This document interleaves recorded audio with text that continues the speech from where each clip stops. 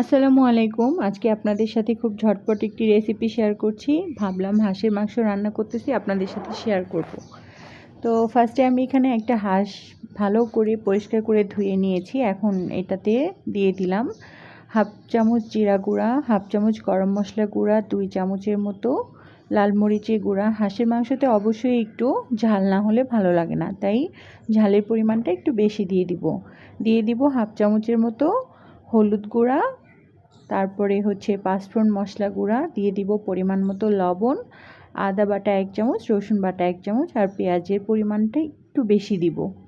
তো আমি এখানে 1 কাপের মতো পেঁয়াজ কুচি নিয়েছি। আর শেষে দিয়ে দিলাম জিরা আর এলাচ বাটা।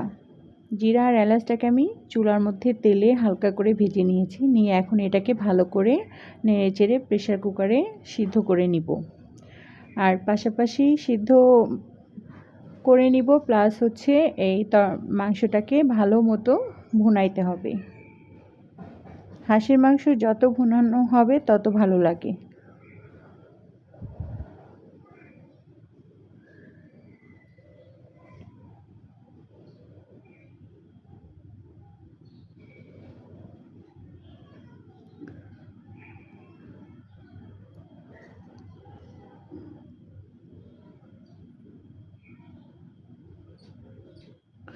হাঁসের মাংসটা রান্না করে অনেক সময় হাঁসের মাংসের একটা ফ্লেভার আসে।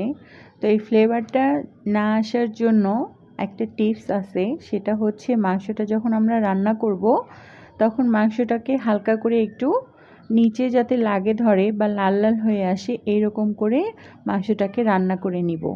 একটু হালকা পোড়া পোড়া যেন হয় এরকম। তো মাংসটাকে এরকম করে কষিয়ে নেওয়ার সময় একটু করে পানি দিব আর কষিয়ে নেব।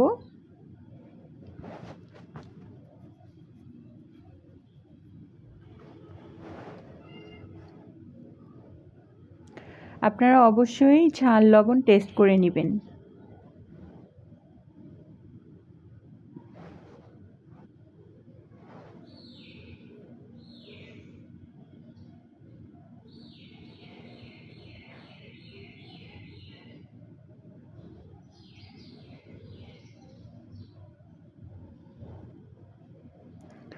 মাংসটা ভুনানো হয়ে গেলে এখন আমি এটাকে সিটি দিয়ে নিব।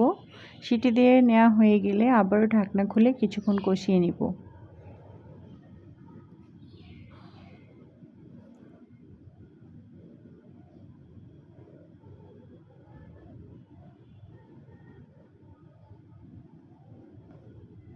তো আমি এইভাবে অনেকবার হাঁসের মাংস রান্না করতে গেলে কিন্তু এমনি একটু শক্ত থাকে, তাই বেশি একটা সিদ্ধ করে নিব না। বেশি শক্ত যাতে না থাকে, আবার বেশি নরমও যেন না থাকে, এই জন্য এটাকে ব্যালেন্স করে রান্না করতে হবে। তাহলে আপনার মাংসটা একটা অন্যরকম টেস্ট আসবে। তো এই পর্যায়ে আমার রান্না হয়ে গেছে। তো দেখতেই পাচ্ছেন কালার কত সুন্দর হয়েছে। আর হাঁসের মাংস অবশ্যই এভাবে রান্না করার চেষ্টা করবেন, তাহলে আপনারা হাঁসের মাংসটা খেয়ে অনেক মজা পাবেন। তো আমার রান্নাটা হয়ে গেল। আপনাদের রেসিপিটি ভালো লেগে থাকলে অবশ্যই আমার কমেন্ট বক্সে জানাবেন কেমন হয়েছে। আর আমাকে সাপোর্ট করে আমার পাশে থাকবেন। সবাই সুস্থ থাকবেন, ভালো থাকবেন। আসসালামু আলাইকুম।